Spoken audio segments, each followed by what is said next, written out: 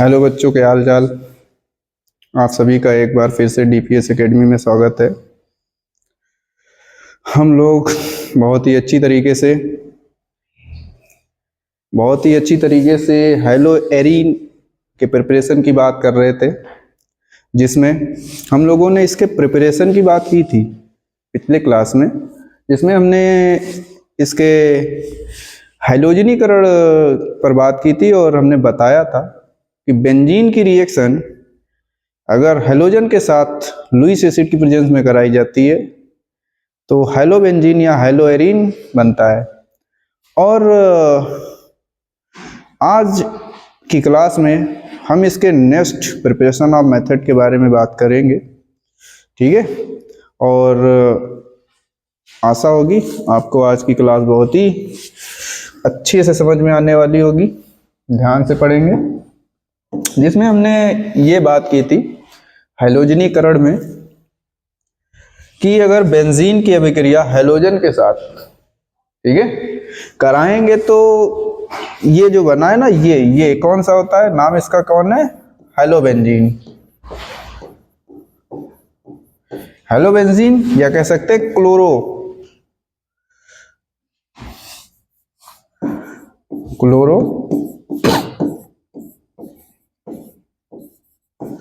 Benzene. तो first of all हमने बात की कि बेंजीन से हैलोजनीकरण कराया जाए वो इलेक्ट्रोफिलिक सब्स्टिट्यूशन होता है, ठीक है। हमने पिछली क्लास में बात की है, ठीक है।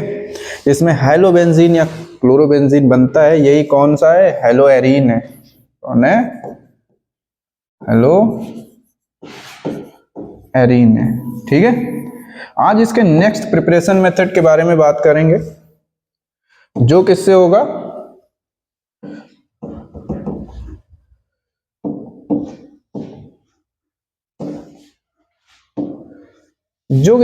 एनिलीन से। किससे होगा, एनिलीन से। अब एनिलीन क्या होता है, तो एनिलीन बेंजीन पर जब कोई NH2 समूह लगा दिया जाता है तो उसे बेंजामीन को हम लोग एनिलीन कहते हैं, और इसी एनिलीन से हम लोग हैलोएरीन बनाएंगे। और यहाँ से बहुत ही इंपॉर्टेंट रिएक्शन निकलेंगी ये भी, जैसे मान के चलो कौन सी होती हैं आपकी, सेंडमेयर अभिक्रिया, गटरमान अभिक्रिया, बाल्ज-सीमान अभिक्रिया, ये यहीं से आती हैं। डाइएजोनियम लवण बनता है बेंजामीन से। देखते हैं एनिलीन से कैसे बनती हैं। तो एनिलीन का फार्मूला क्या होता है, ये होता है एनिलीन का फार्मूला,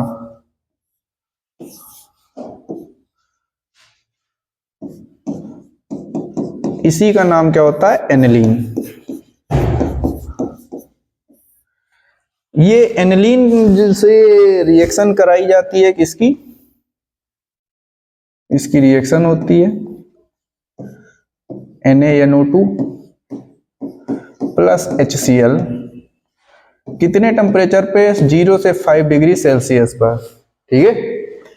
तो ये बेंजीन या एनिलीन है, इसकी reaction sodium nitrite plus hydrochloric अम्ल के साथ 0 से 5 डिग्री सेल्सियस पर कराने पर बनता क्या है यहाँ पर, तो ये बनता है।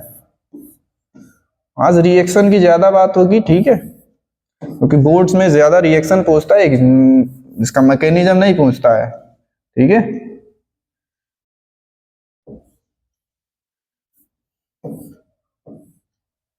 ये बनता है N2 प्लस Cl माइनस, ये कोई स्पीसीज बनी, ठीक है।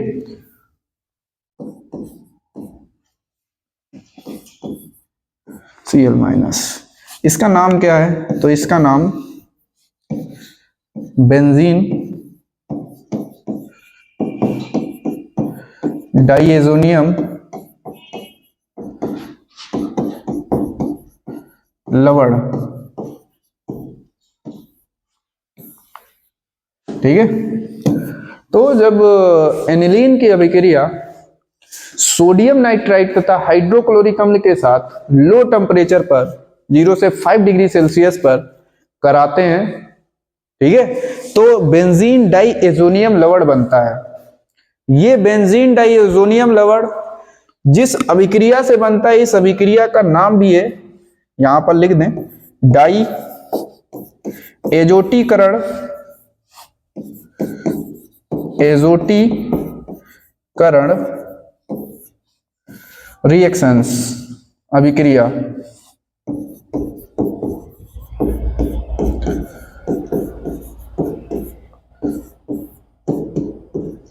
ठीक है, तो इस रिएक्शन का पर्टिकुलर नाम है, जो एमाइन वाले चैप्टर में हम लोग पढ़ते हैं कि एमाइन की एक केमिकल प्रॉपर्टीज होती है कि एमाइन की रिएक्शन सोडियम नाइट्राइट के साथ और हाइड्रोक्लोरिक अम्ल के साथ एसिडिक मीडियम में 0 से 5 डिग्री सेल्सियस पर कराने पर कौन चीज बनती है, तो आपका कौन सा बनता है, बेंजीन डाइएजोनियम लवण बनता है। और इस अभिक्रिया में एजो बनता है, N2 को क्या बोलते हैं, एजो। तो इस अभिक्रिया को डाइएजोटीकरण कहते हैं, बोर्ड में बार बार पूछी जाती है डाइएजोटीकरण, वेरी वेरी इंपॉर्टेंट। ठीक है, कि डाइएजोटीकरण अभिक्रिया क्या है, तो एमाइन की अभिक्रिया इसके साथ कराएंगे तो बेंजीन डाइएजोनियम लवण बनेगा, और यही अभिक्रिया कौन सी कहलाएगी, डाइएजोटीकरण। इंग्लिश वाले परेशान ना हो, इसे डाइएजोटाइटेशन, ठीक है, डाइएजोटेशन। ठीक है, तो इस अभिक्रिया का नाम क्या है, डाइएजोटीकरण या डाइएजोटेशन। ठीक है, मोस्ट इंपॉर्टेंट है, 1 नंबर में पूछी जाती है, नेमिंग रिएक्शन है। ठीक है, याद रहेगी, क्लियर, यहां तक समझ में आया। अब बात करते हैं, हम लोग जो बात कर रहे थे, हमारा मेन एम क्या था, हम लोग जो अपना चैप्टर पढ़ रहे थे वो हेलो एरीन था, हमें हेलो एरीन बनाना है। अभी तो क्या हुआ है कि बना क्या है, अभी तो बना है बेंजीन डाइएजोनियम लवण। अब इसकी केमिकल प्रॉपर्टीज की बात कर लें, इसका कहां कहां पर उपयोग होता है, तो इसका उपयोग होता है डाइज बनाने में। ठीक है, और इसका उपयोग होता है फिनाल बनाने में। ठीक है, और इसका उपयोग होता है हेलो एरीन बनाने में। अभी देखते हैं, बात करते हैं कि बेंजीन डाइएजोनियम लवण से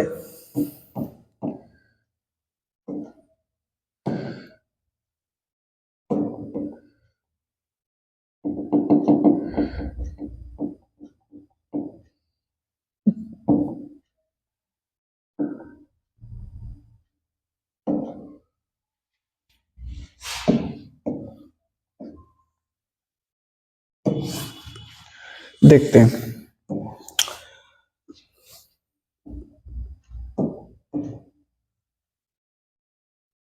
ठीक है, तो अब बेंजीन डाइएजोनियम लवण से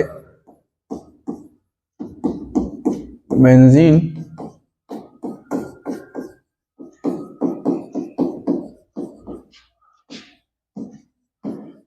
लवण, इससे हम लोग क्या बनाएंगे, हेलो एरीन बनाएंगे। ठीक है, अब हेलो एरीन क्या होते हैं, तो हेलो एरीन यही होते हैं ये।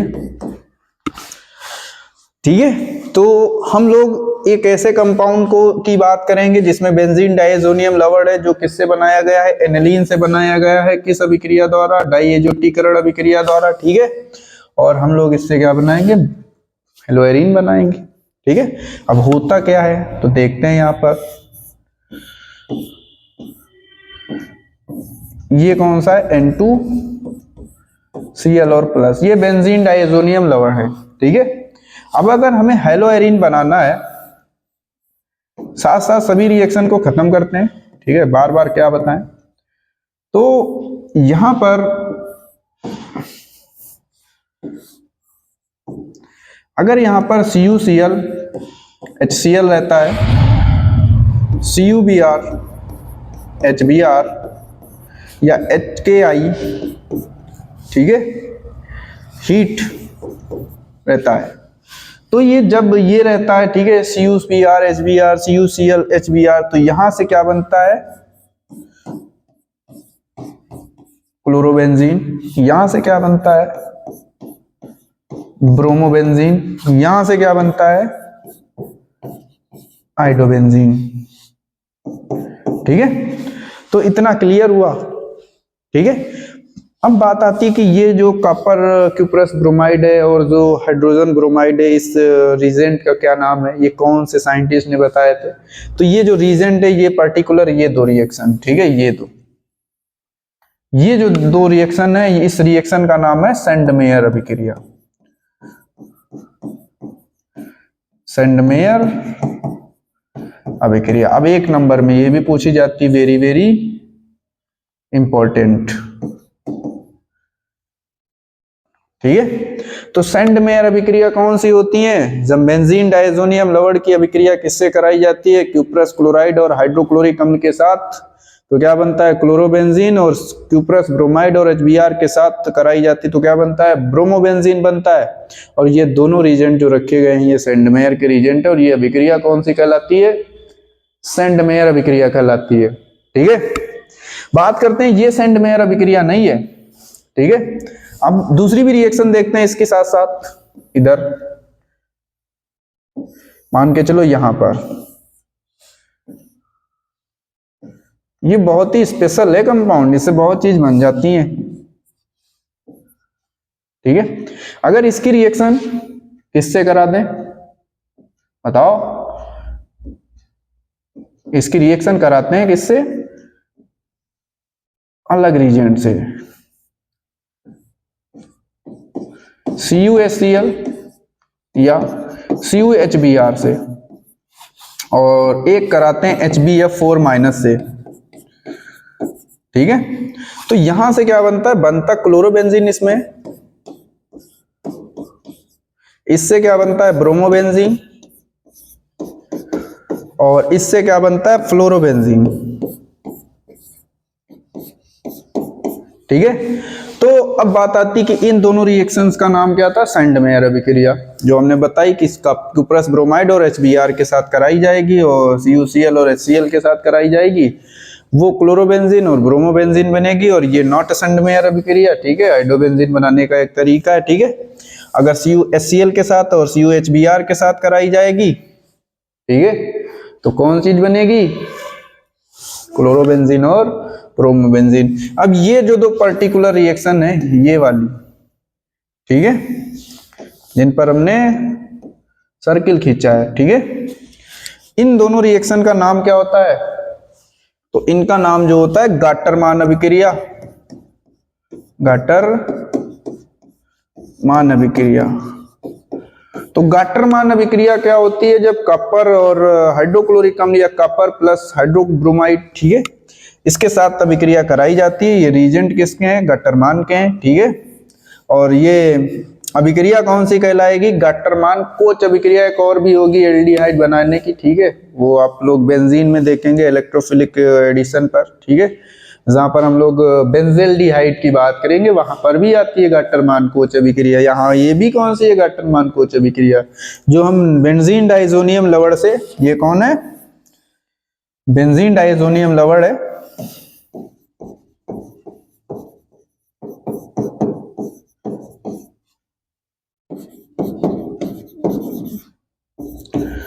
साल्ट से तरह तरह के हेलोएरिन बना रहते हैं, ठीक है। जैसे हमने सेंडमेयर अभिकर्मक से भी बनाया, ब्रोमोबेंजीन भी बनाया, क्लोरोबेंजीन भी बनाया, ठीक है, और आइडोबेंजीन भी बनाया। उन दोनों रिएक्शन का नाम सेंडमेयर अभिक्रिया। इससे कॉपर हाइड्रोक्लोरिक अम्ल लिया, क्लोरोबेंजीन, कॉपर HBr लिया, ब्रोमोबेंजीन HbF4- लिया, कौन सा बना? फ्लोरोबेंजीन, ठीक है। बात करते हैं कि ये रिएक्शन का नाम क्या है, जो ये वाली है। तो इस रिएक्शन का नाम बच्चों पता है? बताएं? चलो बताते हैं। इस रिएक्शन का जो नाम है बहुत ही इंपॉर्टेंट है, बाल्ज सीमान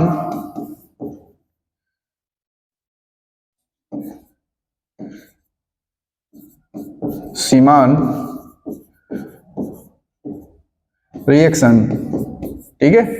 तो बाल्ज सीमान अभिक्रिया कौन सी कहलाती है? तो फ्लोरोबेंजीन, क्योंकि फ्लोरीन बहुत ही रिएक्टिव होता है बच्चों, ठीक है, तो इसे हम डायरेक्ट नहीं बना सकते हैं। जैसे हमने वहां पर पढ़ी थी श्वार्ट्ज अभिक्रिया, फ्लोरो एल्किल फ्लोराइड बनाने की, तो यहाँ पर एरिल फ्लोराइड बनाने की एक बहुत ही इंपॉर्टेंट नेमिंग रिएक्शन है, जिसका नाम कौन चीज है? बाल्ज सीमान अभिक्रिया, जो हाइड्रोजन बोरो फ्लोराइड के साथ कराई जाती है और फ्लोरोबेंजीन बनता है। यहाँ तक हम लोगों ने बहुत ही अच्छी तरीके से प्रिपरेशन ऑफ हाइलोएरिन के बारे में जानकारी या बहुत ही अच्छी तरीके से प्राप्त की, ठीक है।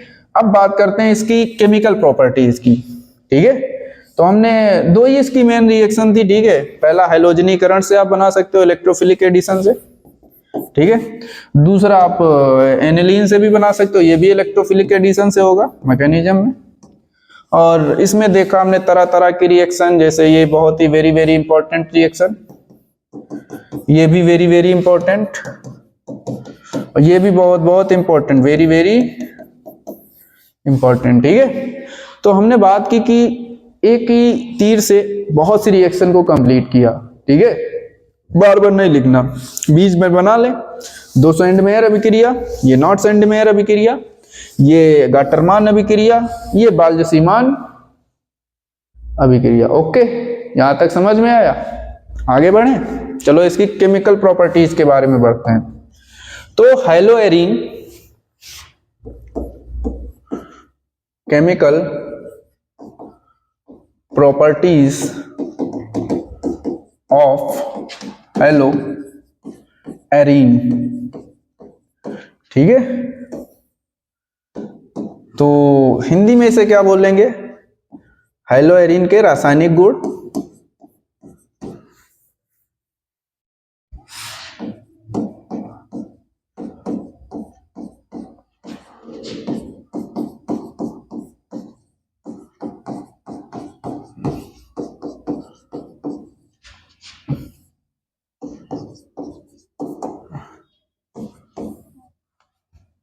हेलो एरीन के रासायनिक गुण।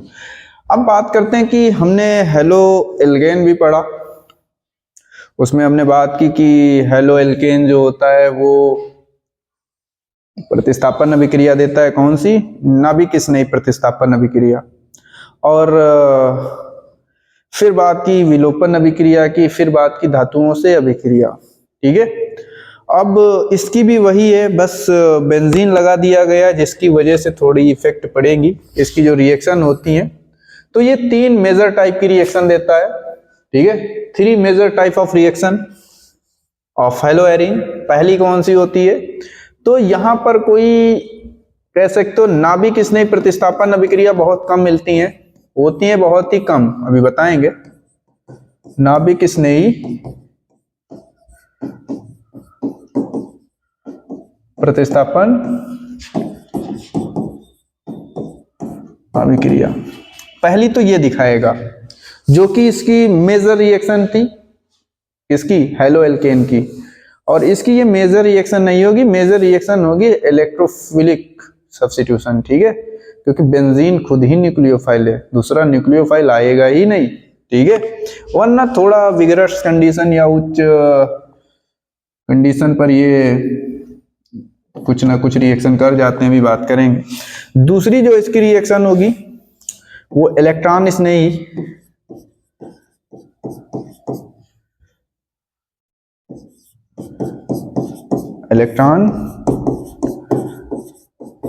स्नेही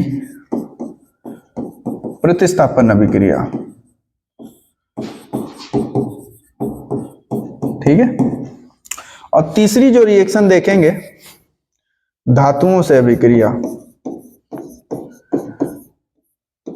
धातुओं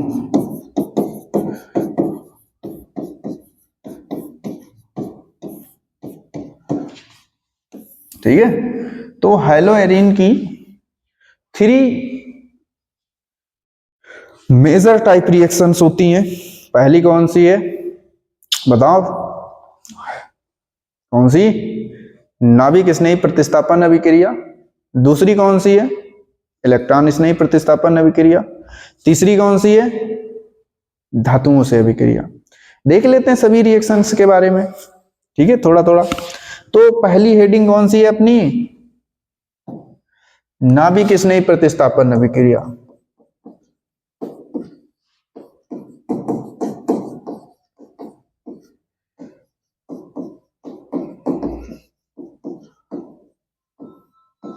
अभिक्रिया, ठीक है।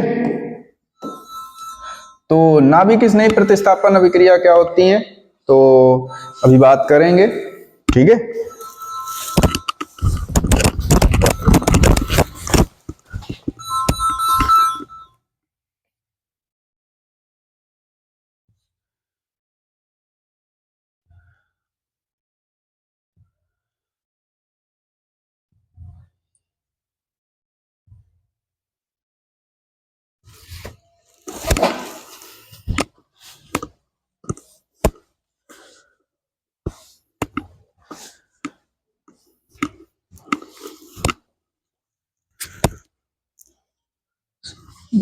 ठीक है, सॉरी।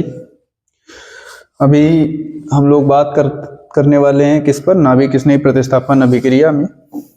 हम लोग बात कर लें अगर एल्किल हैलाइड और एरिल हैलाइड, तो हाइलो एरीन जो होते हैं ये वाले कंपाउंड, ठीक है, और एक ये वाले कंपाउंड, ये कौन से होते हैं, एरिल हैलाइड।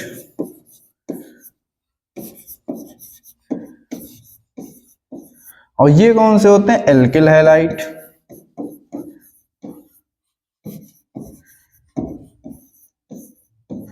ठीक है, तो एरिल हैलाइड जो कह सकते हैं, ठीक है, ये कह सकते हैं कि एरिल हैलाइड जो है ना, नाभिक स्नेही प्रतिस्थापन अभिक्रिया बहुत ही कम दर्शाते हैं। रीजन बीइंग, एल्किल हैलाइड ज्यादातर अभिक्रिया कौन से दर्शाते हैं, ज्यादातर कौन सी, प्रतिस्थापन अभिक्रिया, कौन सी,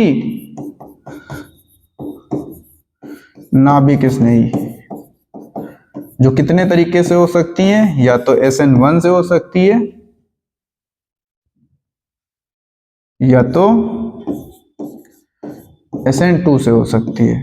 ठीक है, तो एल्किल हैलाइड मोर रिएक्टिव होते हैं, अधिक क्रियाशील होते हैं, किसके लिए, नाभिक स्नेही प्रतिस्थापन करने के लिए। ठीक है, समझ के चलना भाई, अभी कहानी क्लियर होगी।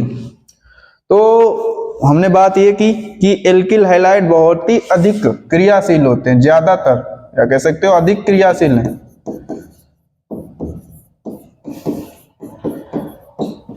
अधिक क्रियाशील है, ठीक है, जिससे इनकी ज्यादातर रिएक्शन कौन सी होती है, नाभिक स्नेही प्रतिस्थापन अभिक्रिया। और हमने इसमें भी बात की, हाइलो एरीन भी क्या करते हैं, ठीक है, ये वाले कंपाउंड, ये भी कौन सी ज्यादातर दिखाते हैं अभिक्रिया।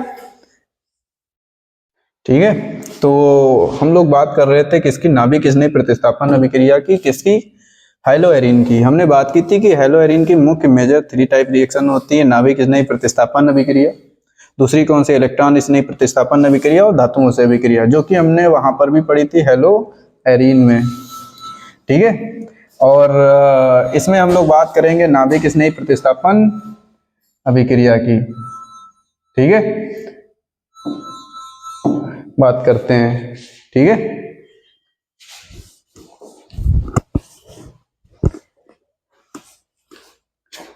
ध्यान सुनिए साथ।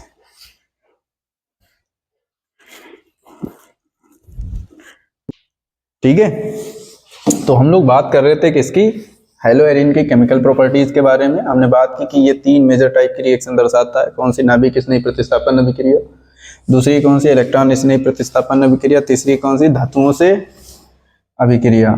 ठीक है, और इसमें हम लोगों ने बात की थी, ठीक है, किसकी, कि ये जो नाभिक स्नेही प्रतिस्थापन अभिक्रिया है ना, ये दोनों दर्शाते हैं, हाइलो एल्केन भी दर्शाते हैं और हाइलो एरीन भी दर्शाते हैं। ज्यादा कौन दर्शाता है, तो मोर रिएक्टिव कौन से होते हैं, अधिक क्रियाशील कौन से होते हैं, एल्किल हैलाइड होते हैं, नाभिक स्नेही, जो SN1 SN2 करवाते हैं, ज्यादातर यही रिएक्शन होती है। लेकिन एरिल हैलाइड जो होते हैं लेस रिएक्टिव होते हैं, कम क्रियाशील होते हैं,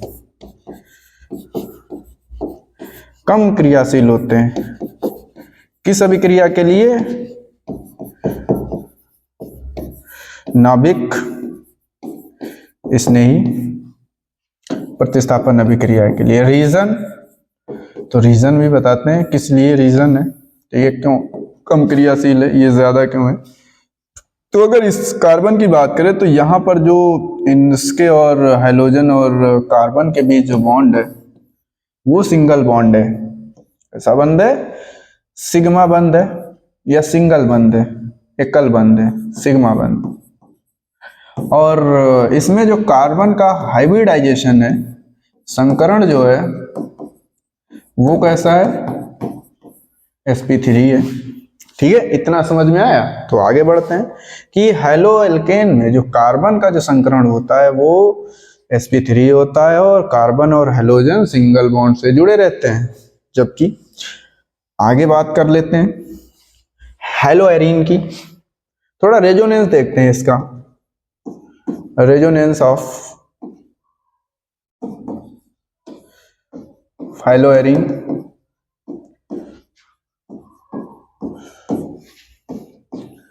हेलोएरीन की अनुनादी संरचना अभी फिर से आएगा, कोई दिक्कत नहीं है। हेलोएरीन की अनुनादी संरचना, ठीक है। तो रेजोनेटिंग स्ट्रक्चर समझेंगे तभी समझ में आएगी कि क्यों इससे जो हेलोजन होता है वो निकल नहीं पाता है, ठीक है। सभी के पास एक एक हाइड्रोजन है, नो प्रॉब्लम, ठीक है, कोई दिक्कत नहीं। यहाँ पर हेलोजन नहीं निकलता है, ठीक है, कोई नाभिक इसने प्रतिस्थापित नहीं करता है। जबकि इसकी बात करें, कौन सा, ये बात करें, तो यहाँ पर से हेलोजन बाहर जाता है और पीछे से या SN1 या SN2 तरीके से हेलो एल्केन में प्रतिस्थापन हो जाता है, जो कि यहाँ पर रिस्पॉन्सिबल है संकरण और sp3 हाइब्रिडाइजेशन कार्बन। और अगर इसकी बात करें तो इसमें जो ये कार्बन है भाई बाबू, ठीक है, ये कौन सा है, अगर थोड़ा इसकी बात करें तो ये जो कार्बन है ना, ये sp2 हाइब्रिडाइज है। कौन सा संकरण है, कार्बन, और ये डबल बॉन्ड हो जाता है। कैसे होता है बात करते हैं, ठीक है। ये जो कार्बन, बेंजीन के जितने भी कार्बन है, ठीक है, बेंजीन के जितने भी कार्बन है वो सब कैसे हैं, sp2 हाइब्रिडाइज हैं, sp2 संकरण वाले हैं, प्लेनर मॉलिक्यूल होता है भाई, ठीक है। और इसमें बात करें, ठीक है, इसकी बात करें तो ये भाई टेट्राहेड्रल मॉलिक्यूल्स है। और अगर वैद्युत ऋणात्मकता की बात करें, ठीक है, वैद्युत ऋणात्मकता क्या होता था कि कौन सा इलेक्ट्रॉन आसानी से खींचा जा सकता है, कौन सा बॉन्ड आसानी से ब्रेक हो जाता है। तो अगर देखा जाए तो सबसे ज्यादा वैद्युत ऋणात्मकता किसकी होती है, sp की, यानी कि इसका बॉन्ड ट्रिपल बॉन्ड होता है, कार्बन कार्बन ट्रिपल बॉन्ड। फिर इससे कम किसकी होती है, sp2 की, क्योंकि इसमें s और p कैरेक्टर कितने 50-50%। इसमें कितने हैं, इसके मान के चलो 3 गुना, इसके मान के चलो 25, 35, 33, 99, 33, 33 के, इसके 33, इसके 66। और अगर इसकी बात करें sp3 की, ठीक है, संकरण की, तो इस ट्रिपल बॉन्ड से बंध आसानी से किसका टूटता है, जिसमें डबल बॉन्ड होता है। और इमेजिन भी होगा कि 3 बॉन्ड अगर 3 लोग पकड़े रहेंगे तो इसका बॉन्ड नहीं टूटेगा, 2 लोग पकड़ेंगे तो इसका बॉन्ड आसानी से टूटेगा, अगर सिंगल बॉन्ड होगा तो इसका बॉन्ड आसानी से टूटेगा, क्योंकि इसके पास कितना होता है 25% कैरेक्टर इसके पास, और इसका कैरेक्टर कितना होता है 25%। जितना ज्यादा percentage of S and P character उतनी वैद्युत ऋणात्मकता होती है, और जिसकी वैद्युत ऋणात्मकता अधिक होगी उसका बॉन्ड नहीं ब्रेक होगा। अगर बॉन्ड नहीं ब्रेक होगा तो ये हेलोजन नहीं निकलेगा यहाँ से, ठीक है, और नाभिक इसमें प्रतिस्थापन अभिक्रिया नहीं होगी। तो सबसे आसानी से किसमें निकलता है, sp3, क्योंकि सिंगल बॉन्ड। उससे कम किसमें, डबल बॉन्ड। सबसे कम किसमें, ट्रिपल बॉन्ड में। इसकी बात करते हैं कि हेलो एल्केन में तो बताया गया, हेलो एल्केन में क्या था कि R और X था, ठीक है, यहाँ पर sp3 हाइब्रिडाइज था, इसकी वैद्युत ऋणात्मकता कम थी, बॉन्ड आसानी से ब्रेक हो सकता है, ये निकल सकता है, दूसरा न्यूक्लियोफाइल पीछे से अटैक कर सकता है, जुड़ सकता है। SN1 SN2 बहुत होता है यहाँ पर, ज्यादातर रिएक्शन हमने लिखा है एल्किल हैलाइड मोर रिएक्टिव होता है नाभिक स्नेही प्रतिस्थापन अभिक्रिया करने के लिए। लेकिन इसकी बात करें तो थोड़ा ये झोल में पोल होता है। झोल में पोल का मतलब है ये नहीं करता है यार नाभिक स्नेही प्रतिस्थापन अभिक्रिया, बहुत ही ना के बराबर। रीजन ये भी है कि कार्बन जो इसका है वो sp2 हाइब्रिडाइज है, क्योंकि कार्बन की पाई बॉन्ड नहीं कंक्लूड किया जाता है यहाँ पर, 1 सिग्मा, 2 सिग्मा और 3 सिग्मा, 3 सिग्मा के हिसाब से sp2 संकरण। sp2 संकरण हुआ तो इसका डबल बॉन्ड कैरेक्टर यहाँ पर बनने लगेगा, जिसकी वजह से ये बॉन्ड ब्रेक नहीं होगा, यानी कि नाभिक स्नेही प्रतिस्थापन अभिक्रिया नहीं होगी। वरना तो दूसरा रीजन कौन सा है, वो तो संकरण तो हुआ पहला। दूसरा रीजन है रेजोनेंस, अनुनाद। देखते रेजोनेंस क्या होता है।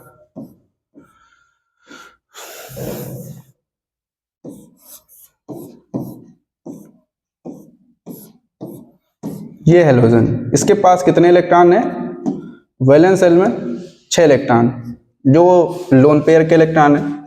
ये क्या करेंगे, इसके पास प्लस आर या प्लस एम और माइनस आई, ठीक है, दोनों इफेक्ट होते हैं। ज्यादा कौन एपोरेट होता है, माइनस आई, इंडक्टिव इफेक्ट। ये खींचना इलेक्ट्रॉन ज्यादा चाहता है सिग्मा बॉन्ड के, देना कम चाहता है, देना तो चाहता है। ये दोनों इलेक्ट्रॉन उतरेंगे यहाँ पर, तो ये पाई बॉन्ड इधर आएगा, इसका पहला रेजोनेटिंग स्ट्रक्चर।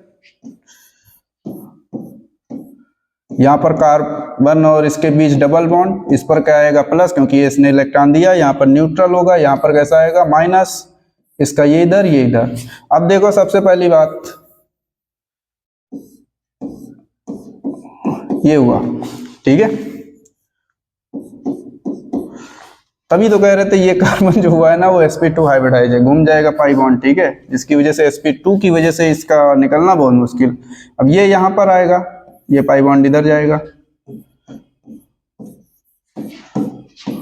यहाँ पर पाई बॉन्ड बनेगा, यहाँ माइनस चार्ज x प्लस, ये फिर इधर घूमेगा, ये फिर इधर जाएगा, ये यहाँ पर x प्लस, यहाँ पर माइनस, पाई बॉन्ड यहाँ पर। ये क्या करेगा, फिर अपने पाई इलेक्ट्रॉन को खींचेगा, ठीक है, और इसका आखिरी ओरिजिनल कैरेक्टर।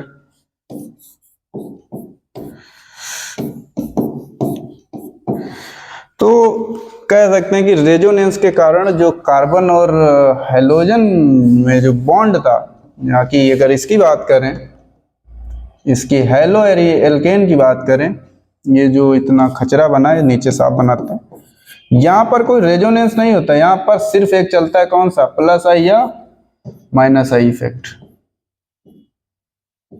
माइनस आई सिर्फ एक छोटा सा प्रभाव चल रहा है जिसका नाम है प्रेरणकी प्रभाव। सिग्मा बॉन्ड के इलेक्ट्रॉन खींचे जा रहे हैं क्योंकि हैलोजन की वैद्युत ऋणात्मकता बहुत ही ज्यादा, इस पर थोड़ा निगेटिव आएगा, इस पर थोड़ा पॉजिटिव आएगा, ठीक है। लेकिन ये बॉन्ड आसानी से ब्रेक होगा क्योंकि ये बॉन्ड कैसा है, सिंगल बॉन्ड है, यानी कि संकरण कैसा है, sp3 है, जिसकी वजह से इसका जो रिएक्शन होती है नाभिक स्नेही प्रतिस्थापन अभिक्रिया की बहुत ही ज्यादा होती है। ये आसानी से निकल सकता है क्योंकि सिंगल बॉन्ड है, और सिंगल बॉन्ड की अभी कहीं ना कहीं पर हमने बताया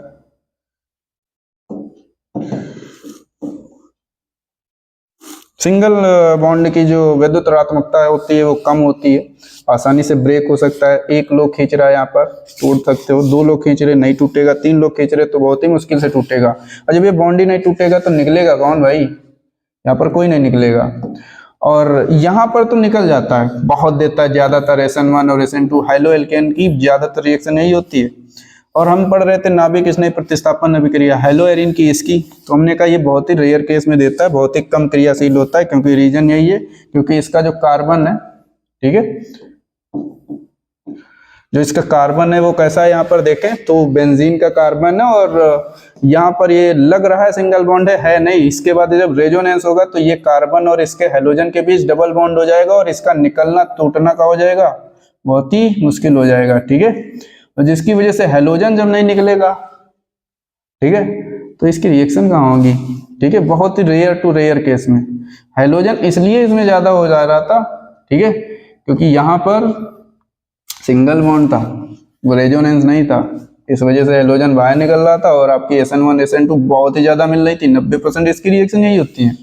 और इसकी बात करें अगर, तो यहाँ पर हैलोजन और इसके बीच कार्बन हो गया sp2 हाइब्रिडाइज, और कार्बन और हैलोजन के बीच डबल बॉन्ड पैदा हुआ रेजोनेंस के कारण। हैलो एल्केन में कार्बन हैलोजन के बीच सिंगल बॉन्ड, ये आसानी से टूटेगा, तो इसमें SN1 SN2 क्या होती है, बहुत ही ज्यादा होती हैं, और इसमें SN1 एंड SN2 ना के बराबर 2%, बहुत कम, ठीक है, रेयर टू रेयर केस है, वरना होएगी नहीं। पहली बात तो रेजोनेंस नहीं होने देता क्योंकि खुद है यहाँ पर माइनस चार्ज है, कौन सा न्यूक्लियोफाइल यहाँ पर आएगा, आप कौन सी रिएक्शन कराना चाह रहे हो, नाभिक स्नेही, तुम नाभिक स्नेही कराना चाह रहे हो ना, यानी कि कोई न्यूक्लियोफाइल चीज जोड़ना चाह रहे हो, Nu माइनस वाली, इस पर खुद ही निगेटिव चार्ज है, ये रेजोनेंस करके देखो, ये माइनस ये माइनस ये माइनस, खुद ही बेंजीन पर इलेक्ट्रॉन की डेंसिटी बढ़ा रहा है, ये बेंजीन के आसपास भी नहीं नजर आएगा क्योंकि कौन सा बल होगा, माइनस माइनस के बीच, ठीक है, खुद से उस पर माइनस चार्ज है, ठीक है, और इसके पास इलेक्ट्रॉन भी बहुत ज्यादा है। लो ये इलेक्ट्रॉन है, इस पर भी माइनस है और तुम इसकी रिएक्शन जबरदस्ती करवा रहे हो, कौन सी। और तीसरा कारण है कि इसका हाइब्रिडाइजेशन कार्बन कौन सा, sp2 है। और चौथा कारण है कि कार्बन और इसके बीच कैसा डबल बॉन्ड है। चार चार रीजन बता दिए जिसकी वजह से ये ना के बराबर कौन सी करता है, नाभिक स्नेही प्रतिस्थापन अभिक्रिया। और इसके बीच जो होता है सेम साइन के बीच में कौन सा बल होता है, प्रतिकर्षण बल। न्यूटन के कूलाम के नियम में बताया जाता है कि कोई भी लाइक चार्ज हमेशा अपोजिट, लाइक चार्ज हमेशा क्या करते हैं, रिपेल करते हैं, और अपोजिट चार्ज क्या करते हैं, अट्रैक्ट करते हैं। ठीक है, plus minus attract, like charge positive positive या नेगेटिव नेगेटिव हमेशा प्रतिकर्षित करते हैं, रिपल्सित या रिपल्सन करते हैं, प्रतिकर्षण करते हैं। ठीक है, तो भाई यहां तक क्लियर हुआ होगा कि हम बताना क्या चाह रहे हैं। बताना यही चाह रहे हैं कि इसकी जो रिएक्शन होंगी ना वो ना के बराबर होंगी SN1 और SN2। रीजन बीइंग यही कि इसके बीच ये कार्बन डबल बॉन्ड है हेलोजन के बीच। ना पूछता, बोर्ड में पूछता है कि आप बताइए कि हेलो एरीन हेलो एल्केन से कम क्रियाशील क्यों है प्रतिस्थापन अभिक्रिया के लिए। तो कारण दो लिखना है, एक तो रेजोनेंस, रेजोनेंस से इसके बीच डबल बॉन्ड आया जो टूटना मुश्किल हुआ, निकलेगा नहीं। और दूसरा बात आती है कि इसके कार्बन की, ये कार्बन भी कैसा है, sp2 हाइब्रिडाइज है। दो रीजन लिखो, इस वजह से पता चल जाए कि हाँ ये रिएक्शन नहीं करेगा यार। ठीक है, ये कौन सी करेगा, तो भैया माइनस को क्या चाहिए, प्लस। अब इसकी ज्यादातर रिएक्शन जो होती है बेंजीन की, हमने बार बार पिछले क्लास में भी बात की थी, बेंजीन की जो ज्यादातर रिएक्शन होती है वो इलेक्ट्रोफिलिक होती है। कोई ना कोई इलेक्ट्रोफाइल आएगा और आर्थो एंड पैरा, क्योंकि रेजोनेटिंग स्ट्रक्चर में अभी फिर से बनाएंगे। ठीक है, जब इसकी केमिकल प्रॉपर्टीज होंगी फिर से देखा जाएगा कि निगेटिव चार्ज कहाँ कहाँ पर आ रहा है। अब भाई आर्थो पैरा क्या होता है, अगर मान लीजिए हमारा मेन फंक्शनल ग्रुप है तो ये दोनों पोजीशन कौन सी है, आर्थो आर्थो, ये मेटा मेटा, तो ये कौन सी है, पैरा। अब अगर बात करें कि रेजोनेंस में हमारा इलेक्ट्रॉन डेंसिटी कहाँ कहाँ पर गई है, आर्थो पर, पैरा पर, आर्थो पर, कहीं मेटा पर गई है, नहीं गई है। यानी कि हमारा अगर इलेक्ट्रोफाइल जुड़ना भी चाहे, जो कि 90 नहीं 95% यही देगा बेंजीन। ठीक है, सभी अभी देखोगे आगे रिएक्शन, 1% रिएक्शन होगी अभी बता देंगे, इसमें रीजन बता देंगे। इलेक्ट्रोफिलिक सब्स्टिट्यूशन जब भी रिएक्शन होगी हमेशा H+ त्यागेगा, यहाँ का हाइड्रोजन जाएगा। ठीक है, बेंजीन की एरोमेटिसिटी निकलेगी, मतलब बनेगी, और यहाँ पर इलेक्ट्रोफाइल अटैक करेगा या तो आर्थो पर या तो पैरा पर। जितनी भी इलेक्ट्रोफिलिक सब्स्टिट्यूशन रिएक्शन होती हैं वो ज्यादातर आर्थो एंड पैरा वाली होती हैं, और न्यूक्लियोफिलिक सब्स्टिट्यूशन वाली रिएक्शन कहां पर होती है, मेटा पर। क्योंकि अगर ये आर्थो एंड पैरा पर कौन सा निगेटिव चार्ज, तो एक पोजीशन बचती है कहां पर, मेटा पर कौन सा होगा, पॉजिटिव चार्ज। ठीक है, तो यहां तक अगर समझ में आया है तो इसकी एक रिएक्शन खत्म करते हैं, कौन सी, नाभिक स्नेही प्रतिस्थापन अभिक्रिया, जो कि बहुत ही कम होगी, लेकिन होगी तो थोड़ा बहुत होगी। उसमें एक बहुत ही इंपॉर्टेंट रिएक्शन है। ठीक है, ये अगला पेज पर बात करते हैं। ठीक है, जैसे डॉज विधि, डॉज विधि, डॉज मेथड पूछी जाती है बोर्ड में। क्या होता है डॉज विधि, जो हेलो एरीन की किस रिएक्शन पर आधारित है, किस रिएक्शन पर आधारित है, नाभिक स्नेही प्रतिस्थापन अभिक्रिया पर। अभी देखो कंडीशन कितनी लगा रहा है, तब होगी, नॉर्मल नहीं होगी, नॉर्मल टेम्परेचर पे हो जाए जैसे हेलो एरीन हेलो एल्केन करते हैं, प्रतिस्थापन अभिक्रिया होगा तो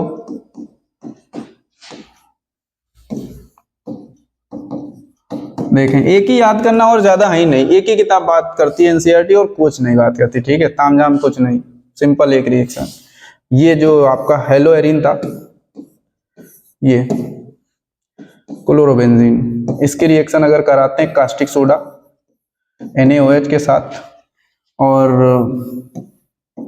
NaOH, देखो कंडीशन कितनी लगा दिया, 623 केल्विन सेल्सियस की अगर बात करें तो 273 में कितना जोड़े कि 623 हो जाए।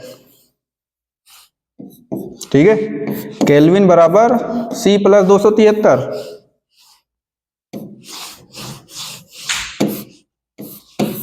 के बराबर C + 273। अब 273 अगर केल्विन में ले जाना है तो आप सेल्सियस में धर सकते हो, 623 है, 300 धरेंगे 330, 300 2 500, 400 धरेंगे 400 दूना 600, यानी कि ये कितना रखा जाएगा, लगभग कितना 550, 350, जोड़ो 3 2 5 273, 3 7 5 12, 3 2 5 1 6, लगभग कितना है 350 डिग्री सेल्सियस है भाई। वाटर कितने पर बॉयल होने लगता है 100 डिग्री सेल्सियस, और ये रिएक्शन सेल्सियस पे कहां पर हो रही है 350 डिग्री सेल्सियस। भाई टेम्परेचर देख रहे हो ना, नॉर्मल कंडीशन है। और एटीएम भी प्रेशर देखो, हमारे वातावरण का प्रेशर कितना होता है 1 एटीएम, वायुमंडलीय दाब, हर जगह पर कितना वायुमंडलीय दाब है 1 एटीएम का। लेकिन ये रिएक्शन कराने के लिए, क्योंकि हमने बताया ना ये है प्रतिस्थापन अभिक्रिया नहीं करते, और कंडीशन अप्लाई करोगे तो करेगा। कितना एटीएम 300 एटीएम, लो हाई प्रेशर लगा दिया, तो ये तो कंपाउंड है, हमें रख दे 350 में तो हमारा सेफ साइज बदल जाए, ये तो बेचारा कौन है कंपाउंड है। होगी रिएक्शन, ये बनेगा सोडियम फिनॉक्साइड, और इसके बाद जब इसकी तनु HCl डाइल्यूट HCl के साथ एसिडिफिकेशन किया जाएगा, H+ निकाला जाएगा, तो यहां से क्या बनेगा फिनाल। लो एक रिएक्शन हो रही बहुत ही अच्छी, फिनाल बनाने की पहला समीकरण क्लोरोबेंजीन से, तो यहां से क्या हुआ NaCl, ठीक है। तो भाई देखो यार, वरना तो हमने बताया कि ये बॉन्ड नहीं टूटता, टूटा नहीं तो ये OH जुड़ा कैसे, यो भी कैसा है OH भी कौन है एक न्यूक्लियोफाइल है, करता है, ठीक है। High temperature and high pressure पर, कितना टेम्परेचर 350 डिग्री सेल्सियस पर आप गर्म करो, जब भाप बनने लगता पानी, हाई प्रेशर पर रिएक्शन करवाओ तो सोडियम फिनॉक्साइड बनता है। सोडियम फिनॉक्साइड की रिएक्शन हाइड्रोलिसिस करवा दो एसिडिक मीडियम में, वो क्या होता है फिनाल बनता है। ये कौन चीज है, ये दूसरे चैप्टर में अल्कोहल फिनाल एंड ईथर, ठीक है। हमने एक के साथ दो काम किए हैं, पहली तो हमने केमिकल प्रॉपर्टीज पढ़ ली किसकी क्लोरोबेंजीन की, और हमने प्रिपरेशन मेथड बात कर ली किसकी, क्योंकि केमिस्ट्री यार बहुत इजी है, ठीक है। आप जितने भी चैप्टर पढ़ोगे, फर्स्ट चैप्टर की रिएक्शन दूसरे चैप्टर से रिलेट है, दूसरे चैप्टर की रिएक्शन तीसरे चैप्टर से रिलेट है, चौथे चैप्टर की रिएक्शन पहले चैप्टर से रिलेट है। यानी कि आप पढ़ रहे हो इसकी केमिकल प्रॉपर्टीज, इसकी हेलोअरीन की, और इसकी क्या कर रहे हो आप प्रिपरेशन मेथड, ठीक है, बनाने की विधि। अभी आप इससे बना रहे हो, अभी जब इसकी उल्टा रिएक्शन कराई जाएंगी, उल्टा का मतलब रिवर्स प्रोसेस कराया जाएगा ऐसे, ठीक है, तब इसकी कौन सी हो जाएंगी केमिकल प्रॉपर्टीज, और इसकी क्या हो जाएंगी प्रिपरेशन ऑफ मेथड। अभी हमने पिछली क्लास में हमने बात की, जब अल्कोहल से हम लोग बना रहे थे, ठीक है, तो उसमें हमने बात की थी अल्कोहल से PCl5 PCl3 फलाना फलाना जो भी रीजेंट थे, उसमें सबकी बात हुई। तब इसकी क्या थी केमिकल प्रॉपर्टीज थी, और इसकी बनाने की विधि थी। अभी क्या हुआ, हमने इसकी केमिकल प्रॉपर्टीज को पकड़ा, हमने कहा कौन सी रिएक्शन दर्शाओगे, कह रहा नाभिक स्नेह प्रतिस्थापन बहुत रेयर केस में दिखाएंगे, तो हमने कहा टेम्परेचर लो 350 लो, क्यों नहीं दर्शाओगे 300 एटीएम प्रेशर लो, बना सोडियम फिनॉक्साइड, तनु HCl मिला, और क्या बना आपका फिनाल बना। हम कह बहुत सही, एक के साथ दो फायदे। अगला चैप्टर हमारा alcohol phenol and ether, phenol के बारे में पढ़ना, तो हमने कहा एक रिएक्शन तो एक के साथ दो हुए, क्योंकि इसकी हमने नाभिक स्नेह प्रतिस्थापन अभिक्रिया याद की, और कौन सा प्रोसेस है डॉज विधि पूछी जाती है 1 नंबर में, वेरी वेरी इंपॉर्टेंट, ठीक है। तो एक के साथ दो निशाने कि क्लोरोबेंजीन की केमिकल प्रॉपर्टीज पढ़ी और फिनाल के बनाने की विधि पढ़ी, और जितनी भी रिएक्शन होंगी चलता रहेगा यही, किसी के केमिकल प्रॉपर्टीज किसी के बनाने की विधि। अगली क्लास में हम लोग अब इसकी दूसरी रिएक्शन भी पढ़ेंगे, ठीक है, टाइम ज्यादा हो रहा है, ठीक है, क्लास लेंदी हो रही है। दूसरी ये होगी भाई, इस पर ज्यादा चर्चा होगी, ठीक है, क्योंकि ये ज्यादा रिएक्शन शो करते हैं, जैसे सल्फोनेशन ब्रोमिनेशन, ठीक है, फिडेल क्राफ्ट, इसकी बात करेंगे, इलेक्ट्रॉन स्नेह प्रतिस्थापन अभिक्रिया। और आशा होगी आप को ये लेक्चर समझ में आया होगा। मिलते हैं अगली क्लास में, तब तक के लिए थैंक यू।